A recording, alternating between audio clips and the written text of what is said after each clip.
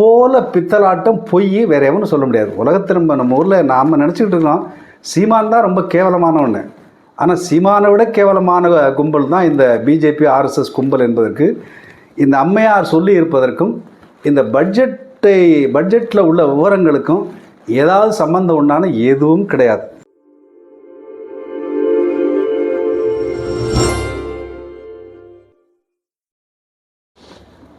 அன்பார்ந்த நண்பர்களே, தோழர்களே, வணக்கம். கடந்த 1ஆம் தேதி 2025-26 ஆண்டிற்கான நிதிநிலை அறிக்கையை ஒன்றிய நிதியமைச்சர் நிர்மலா சீதாராமன் திருக்குறள் விளக்கம் சொல்லி அதை சமர்ப்பித்திருக்கிறார். வானோக்கி வாழும் உலகெல்லாம் மக்கள் மன்னவன் கோல் நோக்கி வாழும் குடி என்ற திருக்குறளை சொல்லி எப்படி உயிர்களெல்லாம் மழையை நம்பி எதிர்பார்த்து வானத்தை நோக்கி இருக்கின்றனவோ அதை போல குடிமக்களெல்லாம் மன்னவனுடைய செங்கோல் ஆட்சியை நோக்கி இருக்கிறார்கள் என்று ஒரு திருக்குறள். இப்போ மக்கள் இந்த 10 ஆண்டுகளுக்கு மேலாக ஆட்சி நடத்துகின்ற இந்த மோடியினுடைய ஆட்சியினுடைய மகிமையை உணர்ந்து அந்த ஆட்சியை நோக்கி போயிருக்கிறாங்களாம் அப்படின்னு மறைமுகமாக அந்த அம்மா சொல்கிறாங்கன்னு நினைக்கிறேன் நான். திருக்குறளை யார் பயன்படுத்துறதுன்னு ஒரு வகை தொகை இல்லாமல் போயிடுச்சு. அது ஒரு பக்கம் இருக்கட்டும். இந்த பட்ஜெட்டுடைய நோக்கம் பற்றி அந்த அம்மையார் பட்ஜெட் உரையிலே சொல்லியிருக்கிறார்கள். இந்த பட்ஜெட் எதை நோக்கமாக கொண்டிருக்குது அப்படின்னு சொன்னால், zero poverty, quality education, comprehensive health care, meaningful employment, inclusion of women in economic activity and farmers welfare. இது அந்த அம்மா பட்ஜெட் உரையில் படித்தது. அதாவது வறுமையை முற்றாக ஒழிப்பது, தரமான கல்வி, ஒருங்கிணைந்த சுகாதார வசதி, மருத்துவ வசதி, அர்த்தமுள்ள வேலைவாய்ப்பு, மீனிங்ஃபுல் எம்ப்ளாய்மெண்ட். அடுத்ததாக அதாவது இந்த பொருளாதார நடவடிக்கைகளில் பெண்களையெல்லாம் இணைத்து கொள்வது, இன்க்ளூஷன் ஆஃப் விமன். அடுத்தது ஃபார்மர்ஸ் வெல்ஃபேர், அதாவது விவசாயிகளுடைய நலன். இதுதான் இந்த பட்ஜெட்டுடைய நோக்கம் என்று அந்த அம்மையார் சொல்லியிருக்கிறார். இதை போல பித்தலாட்டம் பொய் வேற எவனும் சொல்ல முடியாது. உலகத்தில் நம்ம ஊரில் நாம் நினச்சிக்கிட்டு இருக்கோம் சீமான் தான் ரொம்ப கேவலமான ஒன்று. ஆனால் சீமானை விட கேவலமான கும்பல் தான் இந்த பிஜேபி ஆர்எஸ்எஸ் கும்பல் என்பதற்கு இந்த அம்மையார் சொல்லி இருப்பதற்கும் இந்த பட்ஜெட்டில் உள்ள விவரங்களுக்கும் ஏதாவது சம்பந்தம் உண்டான எதுவும் கிடையாது. இது அவ்வளோ பெரிய ஃப்ராடு இந்த வார்த்தை பூரா. சரி, இந்த நாட்டில் மக்கள் சந்திக்கிற பிரச்சனைகள் என்ன? ரொம்ப ரொம்ப அடிப்படையான பிரச்சனை. இந்தியாவில் கோடிக்கணக்கான பேர் வேலையின்றி இருக்கிறார்கள். ஒரு வருஷத்துக்கு ஏற்கனவே 10 கோடி பேர் வேலை இல்லாமல் இருக்கிறான். ஒரு வருஷத்துக்கு 70 லட்சத்திலேருந்து 80 லட்சம் பேர் புதிதாக வேலை தேடி வருகிறார்கள். இதுதான் நிலைமை. அப்போ வேலையில்லா திண்டாட்டம் என்பது மிகப்பெரிய பிரச்சனையாக இன்றைக்கு மாறி போயிருக்கிறது. இந்தியாவில் அண்மையில் உலக அளவில் கணக்கெடுப்பு நடத்தி இன்டர்நேஷ்னல் லேபர் ஆர்கனைசேஷன் என்று சொல்லப்படுகின்ற ILO என்று சுருக்கமாக அழைக்கப்படுகின்ற சர்வதேச தொழிலாளர் அமைப்பு உலகிலேயே மிக மோசமான வேலையில்லா திண்டாட்டம் இந்தியாவில் நிலவுகிறது. அதிலும் குறிப்பாக படித்தவர்கள் மத்தியிலான வேலையில்லா திண்டாட்டம் என்பது கிட்டத்தட்ட 30% இருக்கிறது என்று அவர்கள் புள்ளிவிவரம் தருகிறார்கள். முக்கியமான ஒரு விஷயம் என்னென்னா, 2000 ஆண்டில் இந்தியாவிலே படித்தவர்கள் மத்தியிலான வேலையின்மை, அதாவது எஜுகேட்டட் அன்எம்ப்ளாய்மெண்ட், அவர்களுடைய எண்ணிக்கை எப்படின்னு சொன்னால் 54.2% இருந்தது. இந்த 10 ஆண்டுகளில் மோடியினுடைய சாதனை என்னென்னா, இன்னும் 65.7% படித்தவர்களை வேலை இல்லாமல் ஆக்கியது தான், எல்லாரையும் நடுத்தரில் நிறுத்தினது தான் இந்த 10 வருஷத்தினுடைய சாதனை. ஆக இது ஒரு மிக கடுமையான பிரச்சனை. இதை நாம் தொடர்ந்து சந்தித்து கொண்டிருக்கிறோம். அதனால தான் ஒரு 10 வேலை இருந்துச்சுன்னா கூட லட்சக்கணக்கில் அப்ளிகேஷன் போடுறான். சரி, ஒரு பக்கம் இருக்கட்டும். ரெண்டாவது விஷயம் என்னென்னு சொன்னால், இதில் பெண்களுடைய வேலையின்மை மிக அதிகமாக இருக்கிறது. பெண்கள் படித்து விட்டு வேலை இல்லாமல் இருப்பது என்பது மிக மிக அதிகமாக இருக்கிறது. அது கிட்டத்தட்ட 76% பேர் படித்தவர்கள் மத்தியில் வேலையின்மை நிலவுகிறதாக சொல்லுகிறார்கள். இது ஒன்று. ரெண்டாவது முக்கியமான விஷயம் என்னென்னா, இந்த 10 ஆண்டுகளில் இந்த மோடியினுடைய மக்கள் விரோதமான இந்த கார்ப்பரேட் ஆதரவு பொருளாதார கொள்கையின் விளைவாக இந்த நாட்டில் இருக்கக்கூடிய கோடிக்கணக்கான மக்கள் அன்றாட உழைத்து வாடுகின்ற, ஏதாவது இப்போ சாலை ஓரத்தில் ஏதாவது கத்திரிக்காய் போட்டு விற்கிறது, அதாவது இப்போ சைக்கிளை கட்டிக்கிட்டு அல்லது 2 வீலரில் வந்து தெருவா போய் விற்கிறது, இப்படி ஏதோ சிறு சொந்தமாக தொழில் செய்து பிழைக்கின்ற செல்ஃப் எம்ப்ளாய்டு அவர்கள் வருமானம் என்பது இந்த 10 ஆண்டுகளிலே கணிசமாக குறைந்திருக்கிறது. 2017-18 இந்த மாதிரி சுயமாக தொழில் செய்து, அதாவது ஏதாவது வேலை வெட்டி பார்த்து அன்றாடம் பிழைப்பை நடத்துகிறவருடைய வருமானம் என்பது 9454 இருந்தது 2017-18. இன்றைக்கு 8591 குறைந்திருக்கிறது. அப்போது நாட்டில் கோடிக்கணக்கான பேருடைய வருமானம் குறைஞ்சி போச்சு. அவன் முழுசாக சோறு திங்கிறதுக்கான வழியே இல்லாமல் இந்த மோடி அரசாங்கம் செய்து விட்டது என்பது ஒரு புள்ளி விவரம். இதெல்லாம் என்னுடைய சொந்த சரக்கில் எல்லாம் அரசாங்க நிறுவனங்கள் சொல்லுகின்ற புள்ளி விவரங்கள். அடுத்தது என்னன்னு சொன்னா, இது அன்றாடம் வந்து கூலி வேலை செஞ்சு பிழைக்கிறவன், சின்ன வியாபாரம் செஞ்சு பிழைக்கிறவனை தாண்டி ரெகுலராக மாதம் சம்பளம் வாங்குறான் பாருங்கள், அவனுடைய வருமானமும் கணிசமாக குறைந்திருக்கிறது. அதாவது 2017-18 மாதம் சம்பளம் வாங்குகின்றவருடைய மாதச்சம்பளம் வாங்குகின்றவருடைய சராசரி சம்பளம் 12,668 இருந்தது. 2023-24 11,858 குறைந்திருக்கிறது. அப்போது கிட்டத்தட்ட ஒரு 100 கோடி மக்களுடைய சராசரியாக ஒரு தோராயமாக ஒரு கிட்டத்தட்ட 90லேருந்து 100 கோடி மக்களுடைய அன்றாட வருமானம் என்பது மிக மோசமாக வீழ்ந்திருக்கிறது. அதனால தான் இன்றைக்கி எல்லா இடங்கள்லையும் வந்து ஒரு தேக்கம் நிலவுகிறது. இப்போ பொருளாதார நிபுணர்கள் எல்லாம் சொல்கிறாங்க பார்த்தீங்களா, வந்து கன்சம்ஷன் எக்ஸ்பெண்டிச்சர் வந்து ரொம்ப குறைஞ்சி போச்சு, மக்கள் செலவழிப்பது குறைந்து விட்டு, செலவழிப்பது குறைஞ்சிருச்சுன்னா காசு இருந்தால் தானே செலவு பண்ணுவான், அதனால் வருமானம் குறைந்து விட்டது. இது ஒரு முக்கியமான பிரச்சனை. இப்போ பொருளாதாரம் கீழே போயிட்டுருக்குன்னு அர்த்தம். மூன்றாவதாக, இந்தியாவில் இன்றைக்கு வந்து உணவு பண்டங்களுடைய விலை தாறுமாறாக ஏறி போயிருக்குது. அதில் எல்லாருக்கும் நமக்கு தெரியும். சாதாரணமாக அரிசி, நம்ம அடிப்படையாக பயன்படுத்துகிற அரிசி, பருப்பு, எண்ணெய், காய்கறி, இது எல்லாமே வந்து விலை ஏறி போயிடுச்சு. அது சாதாரணமாக குடும்பம் நடத்துகிற எல்லா பெண்களுக்கெல்லாம் நல்லா தெரியும். அப்போ இது கட்டுப்படுத்த முடியாத அளவுக்கு இது வந்து விலைவாசி ஏறிக்கொண்டே இருக்கிறது. இந்த பணவீக்க விலைவாசி, அதாவது ஃபுட் இன்ஃப்ளேஷன், உணவு பண்டங்களுடைய விலையேற்றம் என்பது 7.5% இருந்தது, இப்போ 8.4% உயர்ந்திருக்குது. விலைவாசி ஏறி போயிருக்குன்னு அரசாங்கம் புள்ளி வரும்னு சொல்லுது. ஆக இப்படி விலைவாசிகள் எல்லாம் ஏறி போயிருக்கின்றன. எனவே மக்கள் வாங்கும் சக்தியற்றவர்களாக இருக்கிறார்கள். பொருள்களெல்லாம் உற்பத்தி பண்ணாக்கா வந்து தேங்கி போய் கிடக்குது. அதனால தான் நீங்கள் எந்த ஊரில் போய் பார்த்தாலும் எல்லா பொருளும் ரோட்டில் கிடக்கும். இந்த கட்டில் மெத்தையிலேருந்து அத்தனையும் வந்து ரோட்டில் வந்து கொட்டி வச்சுக்கிட்டு கூவி விற்கிறான், வாங்கிறதுக்கு ஆள் இல்லை.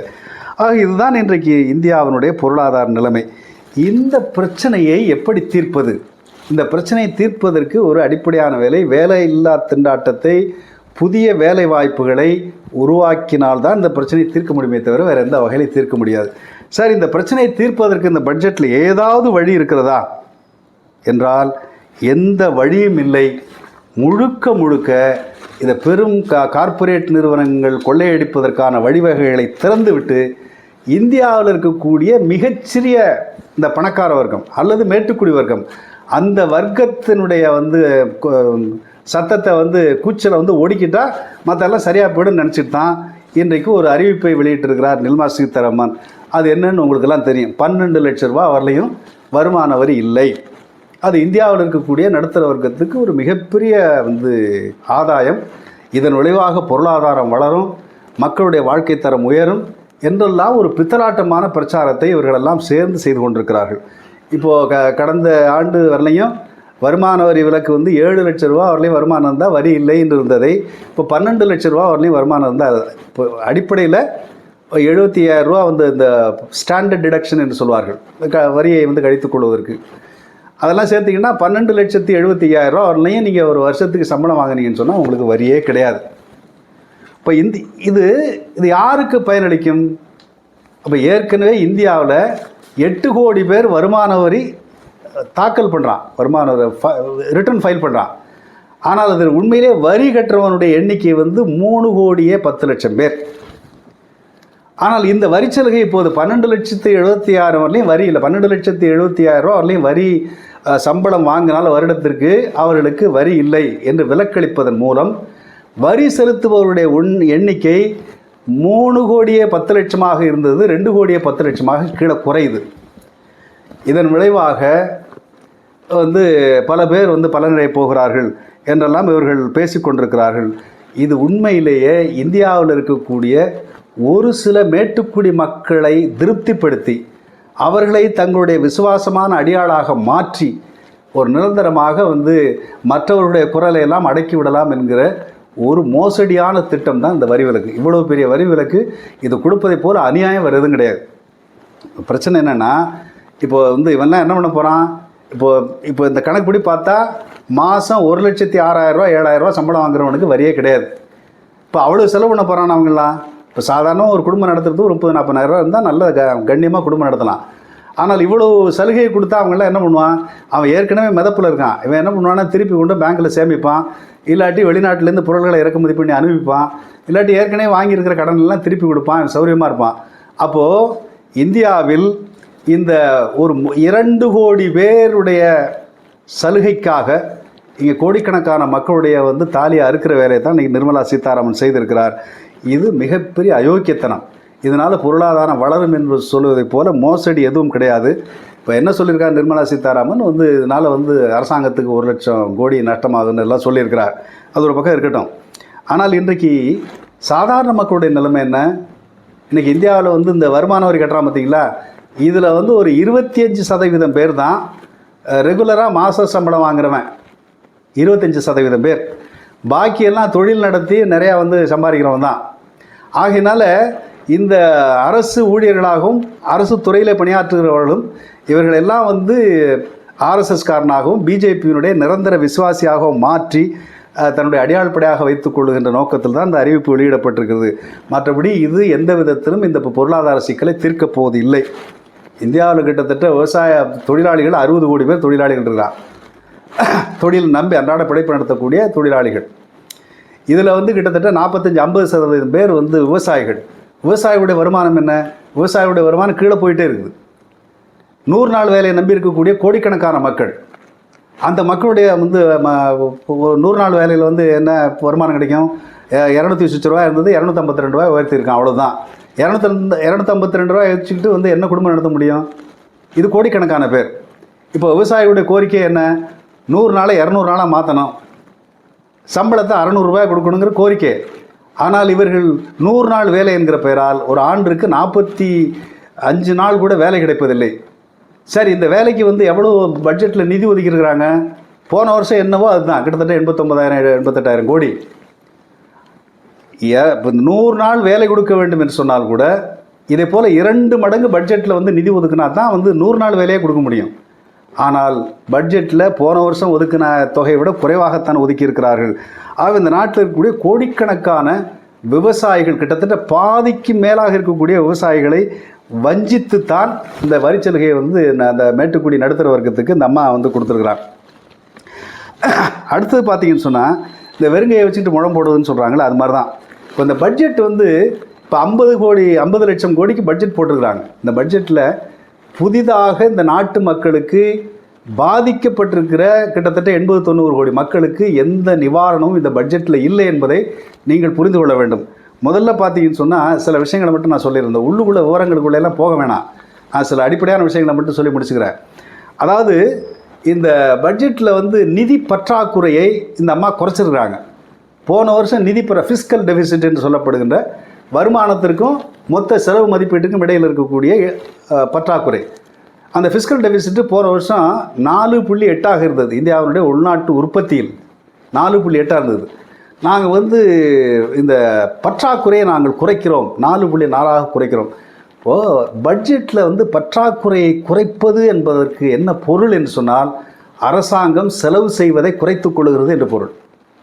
அப்போது 4.8% இந்த பற்றாக்குறை 4.4% குறைக்கப்பட்டால் கிட்டத்தட்ட வந்து பல ஆயிரம் கோடி ரூபாயை இந்த அரசாங்கம் செலவழிப்பதை குறைக்கப் போகிறது என்று பொருள். அது ஒன்று.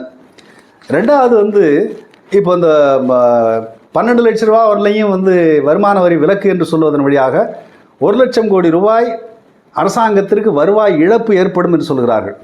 சரி, வருவாய் இழப்பு ஏற்பட்டுச்சுன்னா அதை எப்படி ஈடுகட்ட போகிற? அதுக்கு எந்த விதமான வழிவகையும் இல்லை. அப்போது வருமானம் இன்னும் குறையுது.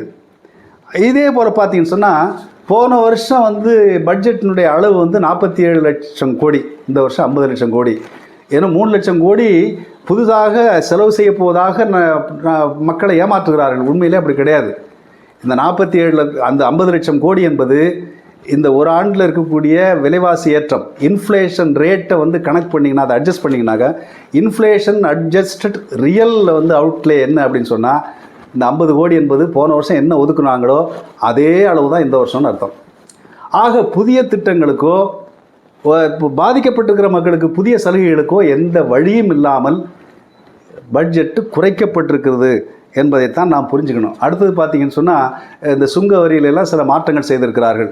இதிலெல்லாம் எவ்வளோ வரி இழப்பு ஏற்பட போகிறது என்று நமக்கு தெரியாது. மூன்றாவது, இந்த வருமானத்தை தாண்டி ஒரு 37 லட்சம் கோடி ரூபா வருமானம், பாக்கி ஒரு 14 லட்சம் கோடி ரூபா கடன் வாங்க போகிறார்கள். ரிசர்வ் பேங்கில் இருக்கிற உபரியெல்லாம் உறிஞ்ச போகிறான்.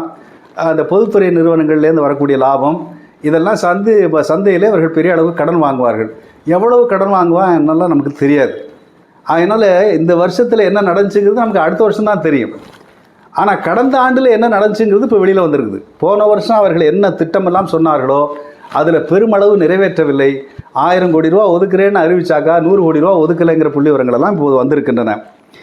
அப்போ இந்த அடிப்படையில் இந்த அரசு இங்கே இப்போ இந்த வருமானம் குறைகின்ற போது சலுகையை ஒரு சிலருக்கு கொடுத்து விட்டு மற்றவர்களை நடுத்தரவில் இருக்கின்ற இந்த திட்டமிடல் முறையினுடைய விளைவு என்னன்னு சொன்னால் சாதாரண மக்களுக்கு கிடைக்கக்கூடிய எல்லா சலுகைகளும் வசதிகளும் குறைக்கப்படும் என்பதுதான் அதனுடைய அடிப்படை.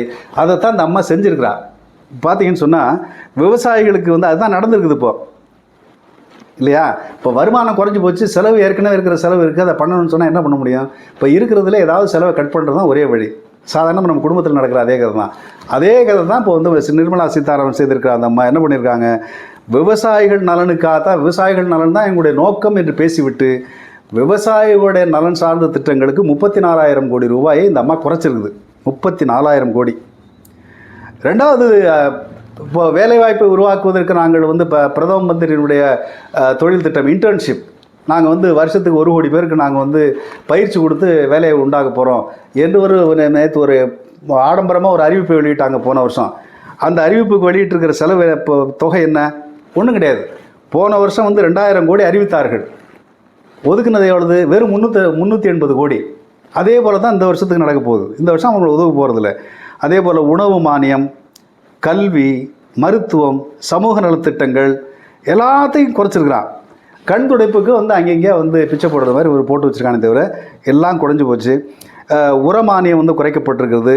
பயிர் இன்சூரன்ஸ் வந்து குறைச்சிருக்கிறாங்க. கிட்டத்தட்ட வந்து கால்நடை, மீன் உற்பத்தி, பால் உற்பத்தி, இந்த மாதிரி விவசாயம் சார்ந்த பிற தொழில்களுக்கு ஒதுக்கப்பட்டிருக்கிற தொகை வெறும் 319 கோடி ரூபா. இதை நம்பி கிட்டத்தட்ட பாதிக்கும் மேற்பட்ட மக்கள் இருக்கிறார்கள்.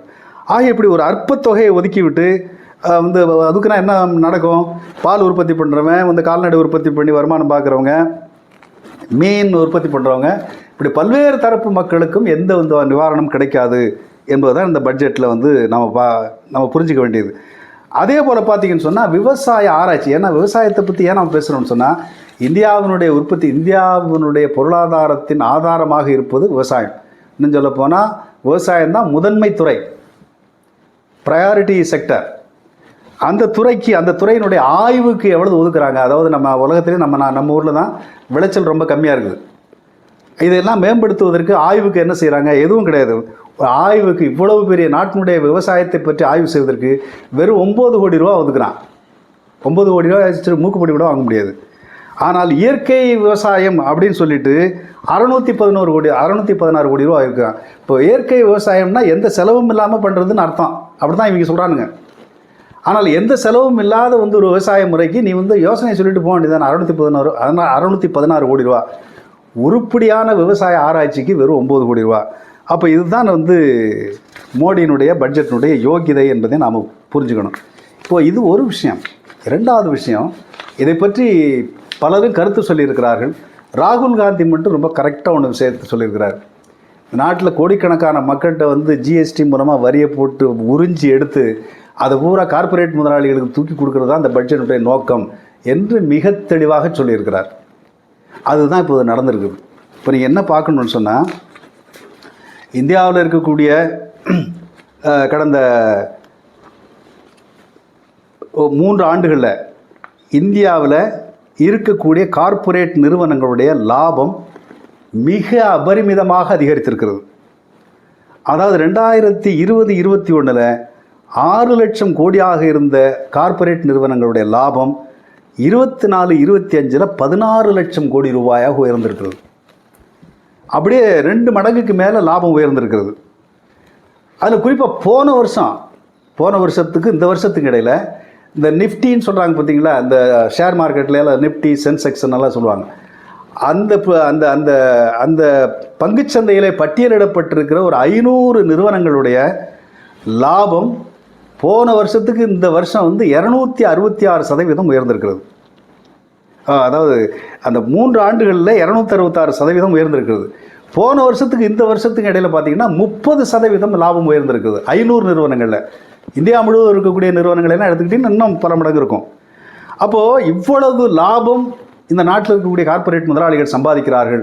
அவர்களுக்கு மோடி ஆட்சிக்கு வந்த உடனே கிட்டத்தட்ட 10% வரியை குறைச்ச இந்த மோடி இந்த 10 ஆண்டுகளில் 11 ஆண்டுகளில் அவர்களுடைய வருமானத்தில் 10 பைசா கூட எடுக்கலை. இது எவ்வளோ பெரிய மோசடி, எவ்வளோ பெரிய அயோக்கியத்தனம், இந்த மக்களுக்கு செய்கின்ற எவ்வளோ பெரிய துரோகம்னு கொஞ்சம் யோசிச்சு பாருங்கள். இந்த நாட்டில் இருக்கக்கூடிய கோடிக்கணக்கான மக்களுடைய உழைப்பில் தான் இந்த கம்பெனி முதலாளிகள், கார்ப்பரேட் முதலாளிகள் லாபத்தை சம்பாதிக்கிறார்கள்.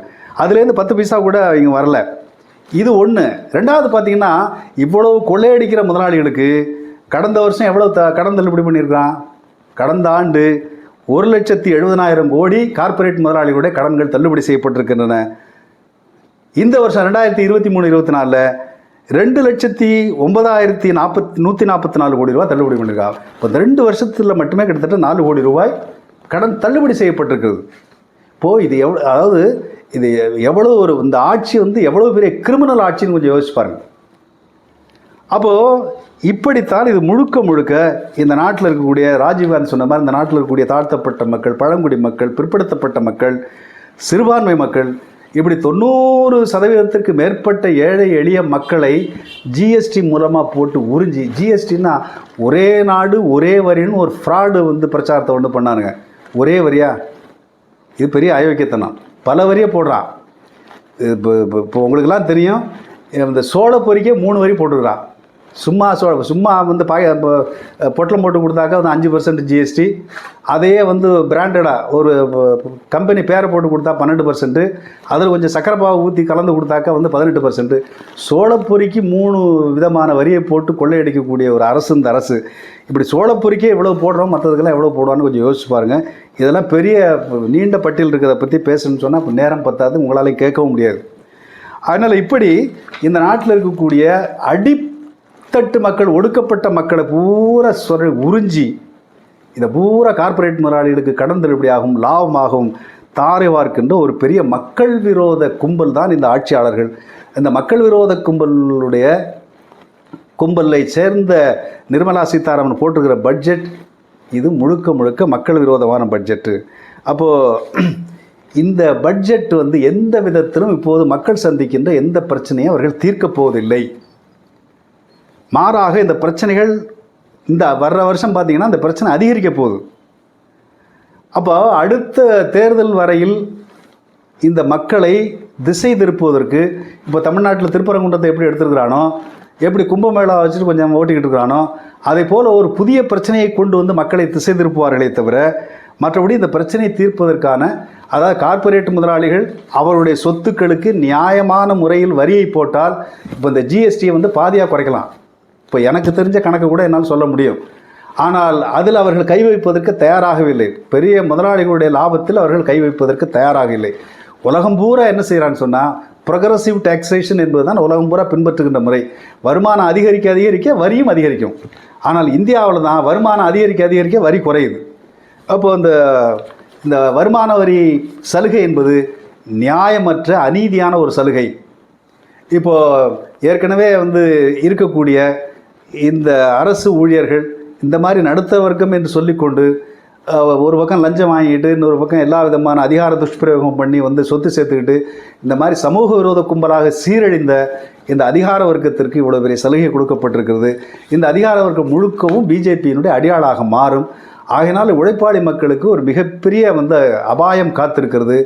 இந்த ஆட்சி, அதாவது அடுத்த தேர்தல் வரலும் தேர்தல் முடிஞ்சிருச்சு, மோடி வந்துட்டார், இனிமேல் நம்ம என்ன பண்ணுறதுன்னு ஓய்ந்து இருந்தோம் என்று சொன்னால் இதை விட பயங்கரமான அடி விழும். இப்போ இந்த பட்ஜெட் என்பதும் இந்த பட்ஜெட்டுக்கு இவர்கள் வைத்திருக்கிற கொள்கை அடிப்படை என்பதும் இந்த நாட்டில் இருக்கக்கூடிய 90% உழைப்பாளி மக்கள் மீது நடத்தப்படுகின்ற ஒரு பொருளாதார பயங்கரவாத தாக்குதல். இந்த தாக்குதலை நாம் ஜனநாயகத்தின் பெயரால் அவர்கள் அதிகாரத்தை வைத்துக்கொண்டு தொடர்ந்து தாக்குதல் நடத்துவதற்கு நாம் உட்பட்டோமானால், அதை சகித்து கொண்டோமானால் எதிர்காலத்தில் இன்னும் வழியே கிடையாது, சாவறது தவிர ஒன்றும் வழி கிடையாது. ஆகையினால ஒரு அபாயம் காத்திருக்கிறது. இந்த கும்பலை தேர்தல் முடிந்துவிட்டது என்று நாம் கருதாமல் இவர்களை விரட்டி அடிப்பதற்கு பங்களாதேஷை போல, இலங்கையைப் போல ஒரு மாபெரும் மக்கள் போராட்டத்தை நாம் அணிதிரட்ட வேண்டிய நெருக்கடியில் இருக்கிறோம் என்பதை நாம் ஒவ்வொருவரும் புரிந்து கொள்ள வேண்டும். நன்றி.